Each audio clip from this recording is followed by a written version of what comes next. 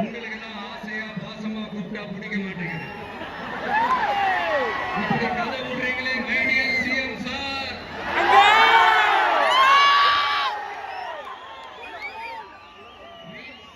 Reels வேற reality வேற நீங்களே சொல்லிட்டு இப்ப நீங்க விடுறது அம்பட்டு ரீல்ஸ் தான். பாதியில அருந்தும் போயிடுச்சு. அப்படி அருந்து போன ரீல்ஸ் எல்லாம் கொஞ்சம் என்னன்னு பாப்போமா? கேஸ் சிலிண்டருக்கு மானியமா 100 ரூபாய் தரேன்னு சொன்னீங்களே, தந்தீங்களா? 1000 ரூபாய் ஒருத்தர் விடாம எல்லா பெண்களுக்கும் தருவேன்னு சொன்னீங்களே, தந்தீங்களா? டீசல் விலையில மீதி இருக்கிற 3 ரூபாய் குறைப்பேன்னு சொன்னீங்களே, குறைச்சீங்களா? நீட்டு தேர்வை ரத்து செய்வோம்னு சொன்னீங்களே, ரத்து செஞ்சீங்களா? கல்வி கடனை ரத்து செய்வோம்னு சொன்னீங்களே, ரத்து செஞ்சீங்களா? வருஷத்துக்கு 10 லட்சம் பட்டதாரிகளுக்கு வேலை தருவேன்னு சொன்னீங்களே, தந்தீங்களா? மின்சார கட்டணத்தை மாசம் மாசம் கட்டுற மாதிரி மாத்துவேன்னு சொன்னீங்களே, மாத்துனீங்களா?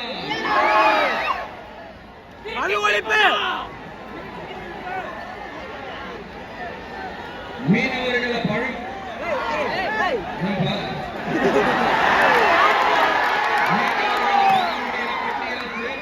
சொன்னீங்களே, சேர்த்தீங்களா?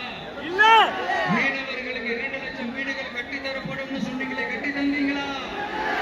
அனைத்து மீனவ கிராமங்களிலும் மீன் வளர்க்கும் தளம் அமைக்கப்படும் சொன்னீங்களே, அமைச்சு கொடுத்தீங்களா? நெசவாளர்களுக்கு கூட்டுறவு சங்கத்துல கொடுக்கிற கடனுக்கு வட்டி 12% இருந்து 8% குறைக்கப்படும் சொன்னீங்களே, குறைச்சிங்களா? ஆட்டோ ஓட்டுறவங்களுக்கு சொந்த ஆட்டோ வாங்க 10,000 மானியம் வழங்குவோம் சொன்னீங்களே, வழங்குனீங்களா? அரசு ஊழியர்கள் ஆசிரியர்களுக்கு ஓல்டு பென்ஷன் ஸ்கீம் கொண்டு வருவேன்னு சொன்னீங்களே, கொண்டு வந்தீங்களா? பகுதி நேர ஆசிரியர்களுக்கு பணி நிரந்தரம் சொன்னீங்களே, செஞ்சீங்களா? சத்துணவு மற்றும் அங்கன்வாடி பணியாளர்களுக்கு அரசு பணி உறுதின்னு சொன்னீங்களே, செஞ்சீங்களா? முதியோர் உதவித்தொகை 1500 ரூபாய் தருவேன்னு சொன்னீங்களே, தந்தீங்களா? தமிழகத்தில் இருக்கும் வேலை வாய்ப்புகள் 75% தமிழர்களுக்கு என்று சொன்னீங்களே, தந்தீங்களா? 3 லட்சத்துக்கும் மேல் இருக்கிற காலி பணியிடங்கள் நிரப்பப்படும் சொன்னீங்களே, நிரப்பினீங்களா? தூய்மை பணியாளர்கள் பணி ஊதியம் ஓய்வூதியம் போன்ற கோரிக்கைகள் நிறைவேற்றப்படும் சொன்னீங்களே, நிறைவேற்றினீங்களா? மக்கள் நல பணியாளர்களாக 25,000 பெண்கள் நியமிக்கப்படுவார்கள் சொன்னீங்களே, நியமிச்சீங்களா? ரேஷன் கடையில் மீண்டும் உளுந்து